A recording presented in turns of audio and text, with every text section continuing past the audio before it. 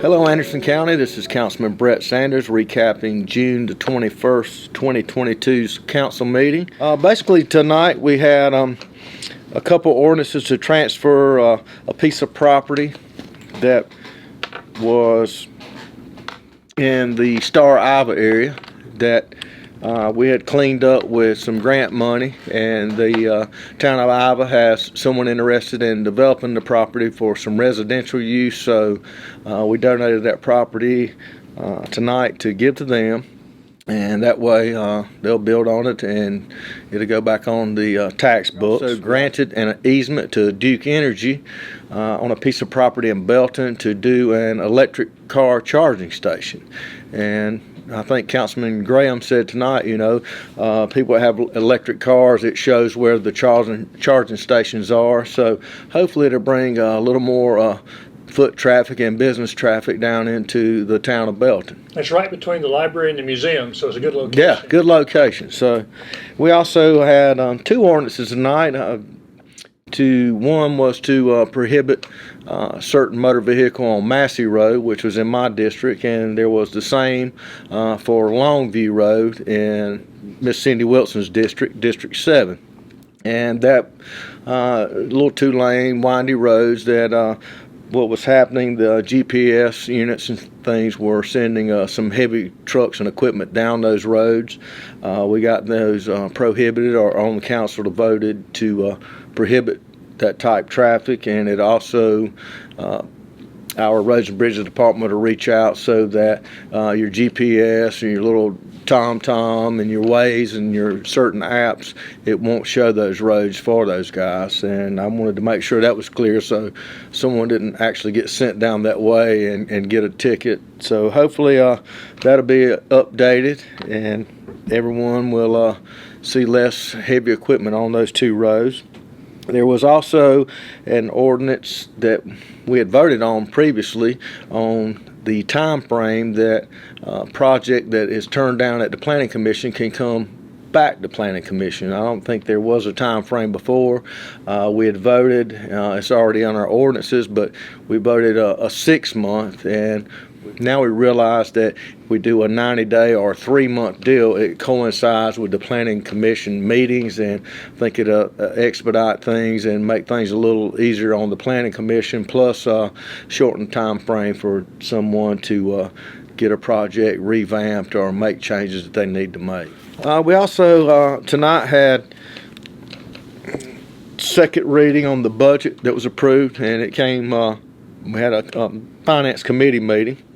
And we had some things on the Finance Committee that we discussed and went over. One was to do some paving out at Kid Venture, some sidewalks, things of that nature. We'd actually had a PARD grant, Parks and Recreation grant, that we received, and the county put in another $50,000 to match, or actually it was a $90-something thousand total project, and that will be underway now. So that'll be a good thing. Hopefully it'll be open real soon for the summertime, splash park, things of that nature out there.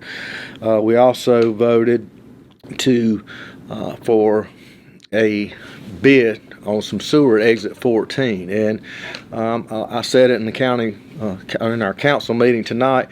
I'm excited to see that the American Rescue Plan Act, some of the funds that Anderson County received, instead of just spending those funds on certain things, that we actually decided to spend them on or invest those funds, and we've invested it in infrastructure and sewer, which we will see the returns on for years and years to come. I may not even be here, and we'll still be seeing those returns. So I'm glad we have a current council with that mindset on saving money, investing money.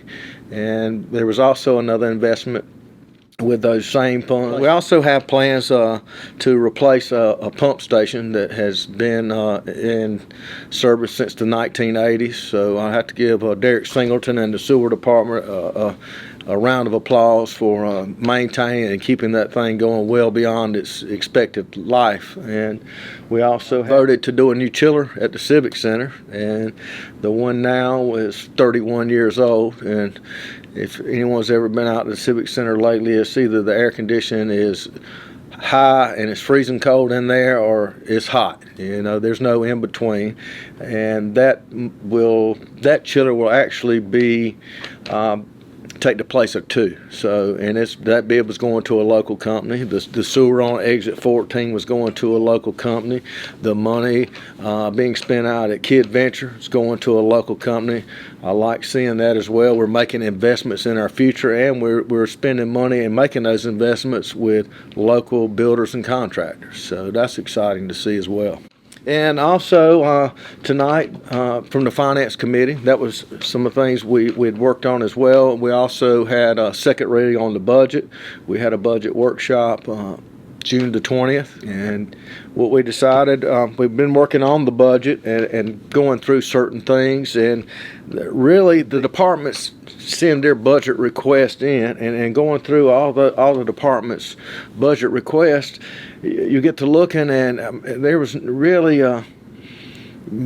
not any real increases. The increases that I saw in the budget was inflation, fuel prices, materials, supplies, and also the county's required to have a 2-month reserve. So, the higher your overall budget is, the higher or the more money you're going to have in that 2-month reserve. So that was one thing that I had noticed in the budget. We also made sure that we had all the personnel that our sheriff's department had requested, so they'll have all the personnel staff that they requested.